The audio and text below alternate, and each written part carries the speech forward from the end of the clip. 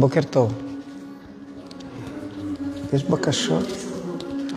שיעור היסוד.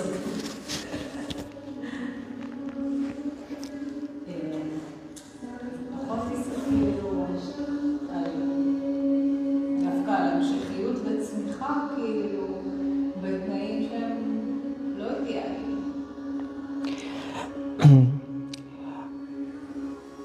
נו, למעשה מה שגליה אומרת ומה שאת, תמר, אומרת, זה דברים שהם באים מאותו מקום.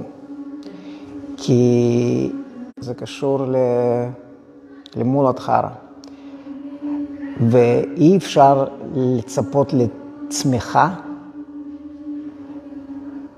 ללא חיבור לקרקע. אז חיבור לקרקע הוא מאוד חיוני, גם ברמה של צמיחה וגם ברמה של התחושה הזו שכאילו אין לי מקום פה. זה לא משנה איפה בן אדם בוחר להיות או איפה הוא נמצא. מאוד חשוב להעצים את החוויה של המרכז הזה, חוויה של מולת חרא עוצמתית וחזקה, ואז יכולה לאפשר התפתחות, לא משנה באיזה תחום, זה תמיד בא מאותו מקום. שבו בבקשה בגב זקוף, עצמו עיניים.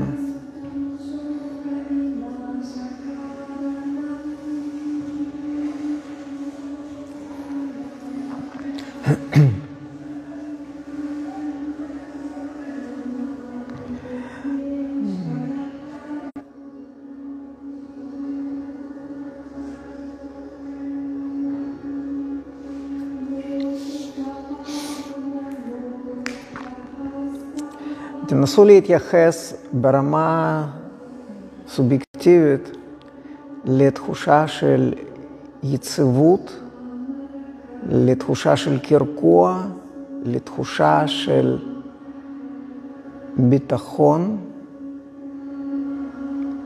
עצמי.